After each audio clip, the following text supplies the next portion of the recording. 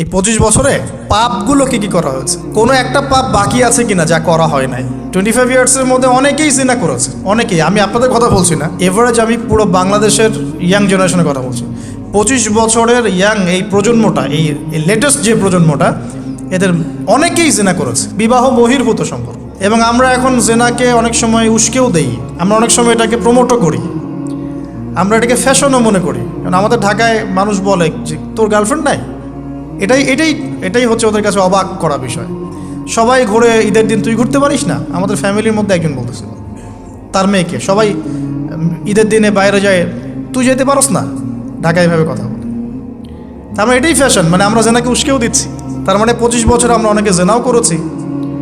মাদকের সাথে সম্পৃক্ত কত পার্সেন্ট ইয়াং জেনারেশনে আমাদের দেশে? ক্যালকুলেট করেন, আপনি গুগল করেন, দেখেন কত পার্সেন্ট আমাদের দেশে মাদক সেবন করে।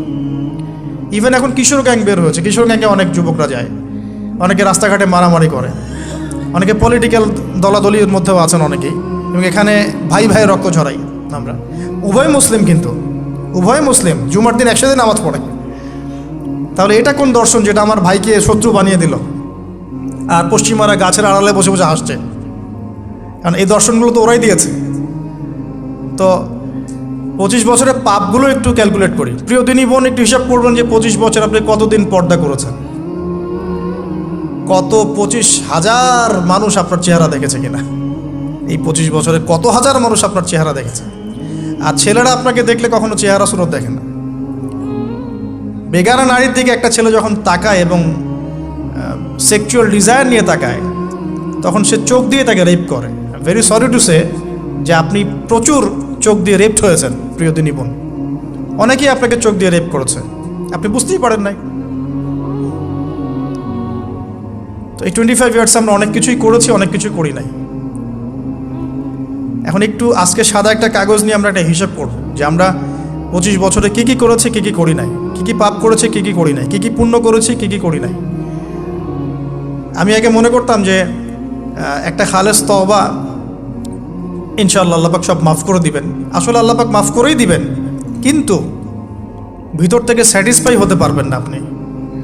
এখন যদি আপনি এখান থেকে আমার এই লেকচারটা শুনে আল্লাহর ওলি হয়ে যান এবং আপনি বড় মুহাদ্দিস, মুফতি, দিনের বড় দায়ী ইলাল্লাহ, বড় পলিটিশিয়ান, বড় ইঞ্জিনিয়ার, মানে যারা ওয়ার্ল্ডকে ইসলাম স্ট্যাবলিশমেন্টের দিকে নেতৃত্ব দিচ্ছেন, এমনও মানুষ যদি আপনি হয়ে যান, আপনি এই 25 বছরের ঋণটা শোধ করতে পারবেন না। এই 25 বছরের ঋণ আপনাকে প্রতিনিয়তই ভিতরে ধুকিয়ে মারবে আর কি, যেটা আমাদেরকেও মারে ভিতর থেকে। যে আমরা যদি আগে থেকে বিষয়গুলো বুঝতাম, যদি আরও আগে থেকে স্টাডি করতে পারতাম, আরও বেশি যদি আমি আলেম ওলামার সাথে মিশতে পারতাম, আরও যদি বেশি গভীরে যেতে পারতাম, তাহলে কতই না ভালো হতো। তো আমি আশা করি কথাগুলো আপনাদের কলিজায় পৌঁছাবে ইনশাআল্লাহ।